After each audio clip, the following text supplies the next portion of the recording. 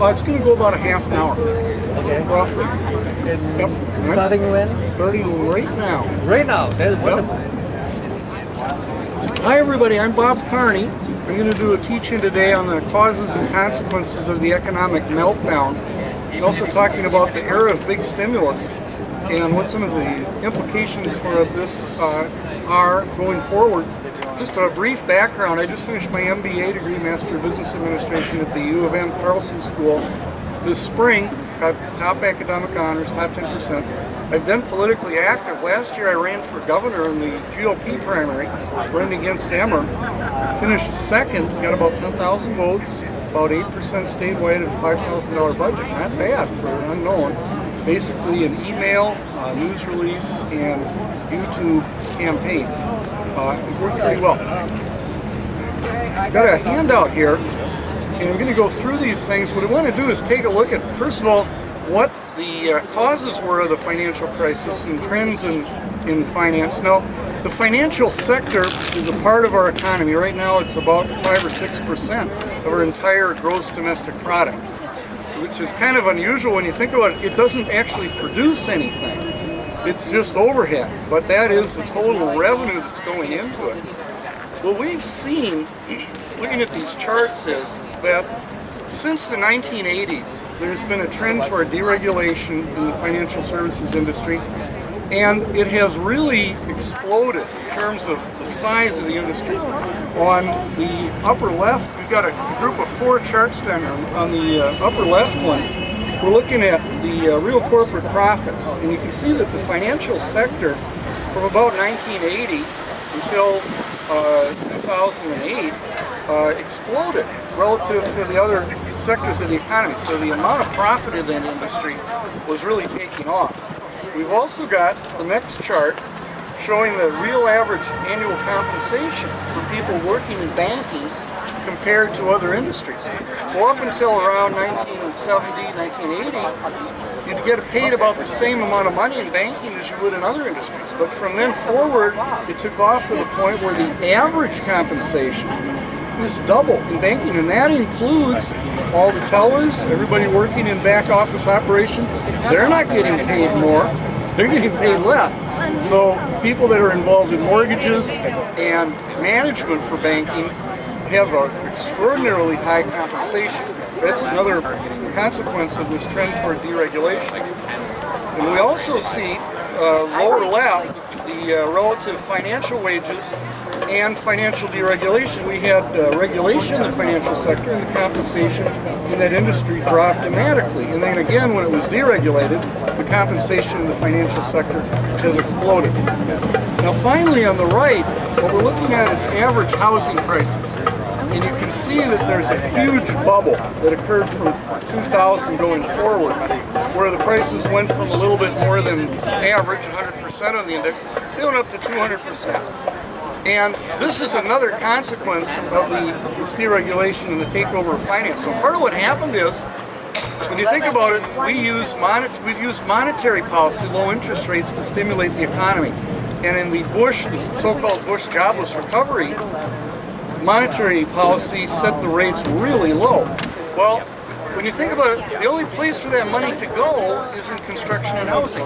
We don't manufacture things anymore. When Reagan was president, he had this deregulation and lower tax policy designed to grow the economy. Well, we'll talk about that later, but back then there was 20% of the economy devoted to manufacturing, both in terms of employment and gross domestic product.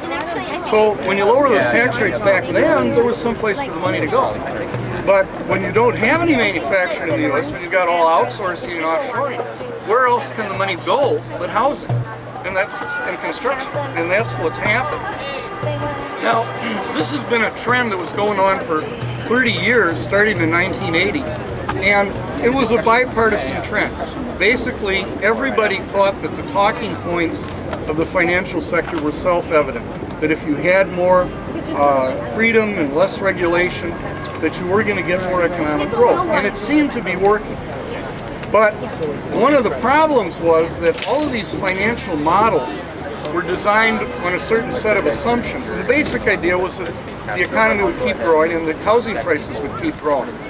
So you have these collateralized debt obligations where you sell all the mortgages, banks sold them to different investors, and they'd rate the mortgages. Well, they say, 85% of these mortgages are AAA. They're just as good as government bonds because of these assumptions. But when the assumptions broke down, then the whole financial crisis began. There's one other part of that, and that is the systemic relationship between these different entities. And AIG is the biggest one, and the biggest culprit is what was called the credit default swap. Let me tell you a little bit about what that is.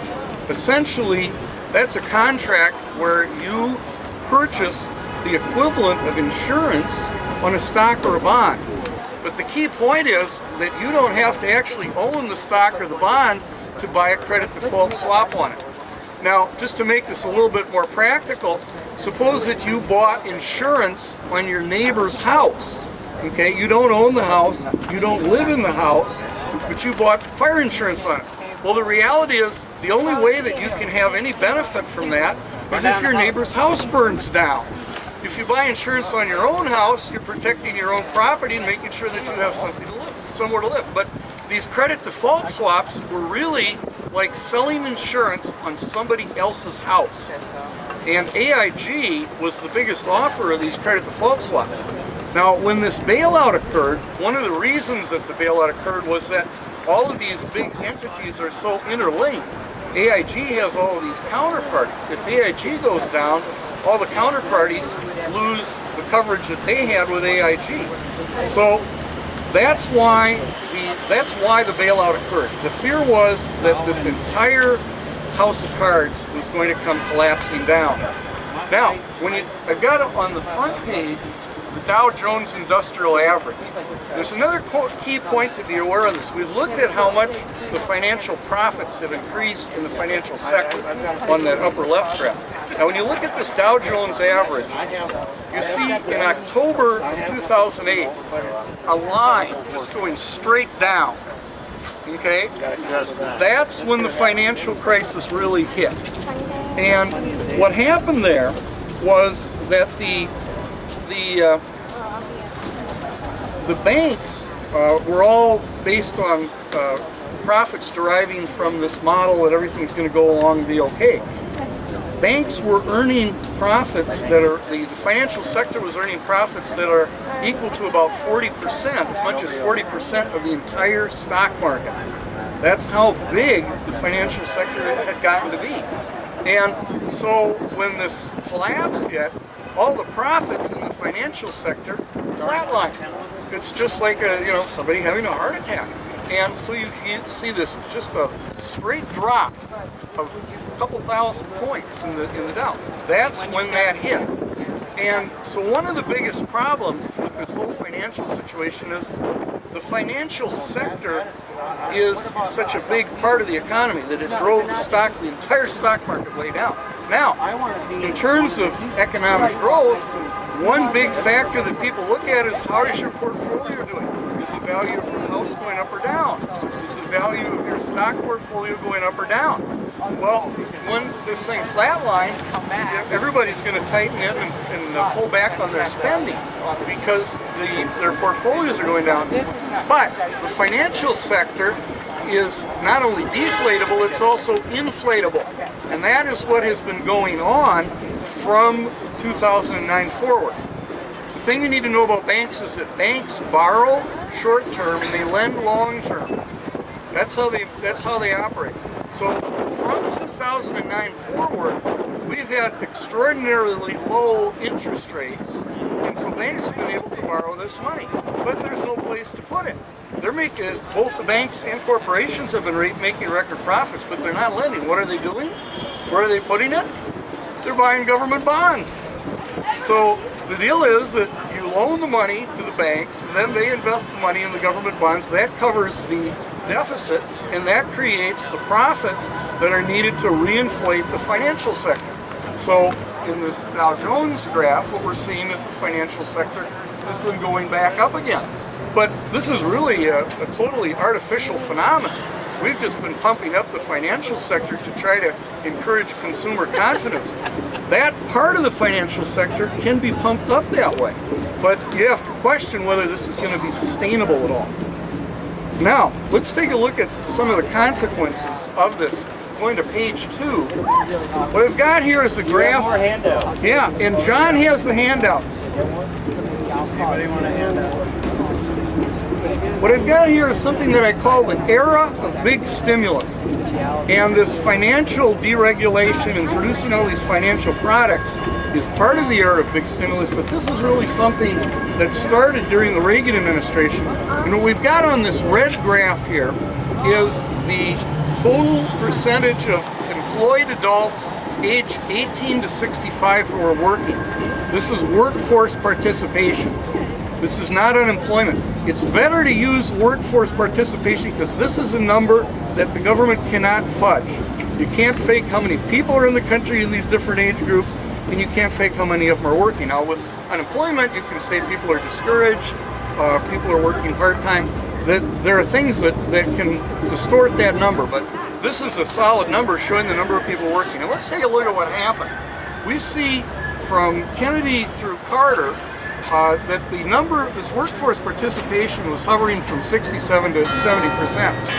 And what I've done here is I put some dashed lines in that reflect what I see as the total number of people that are participating, but the fact is that there's some peaks and valleys when there are recessions. So the dotted lines represent how many people are ready, willing, and able to participate in the workforce. And we see from 1980 into the Carter administration going forward, there's a very significant increase in the workforce participation. And a lot of this is women entering the workforce.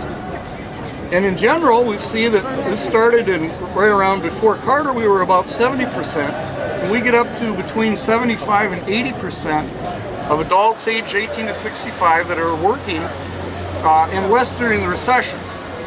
So the participation of people working in the labor force has increased very dramatically.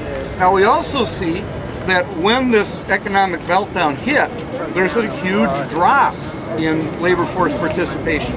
And so we're hitting back toward the same 70% that we were at when Carter, during the Carter administration. So one of the consequences of this economic meltdown is that our economy has shrunk. And when you run the numbers, there are about 10 million people that were working during 2007, and they're not working today.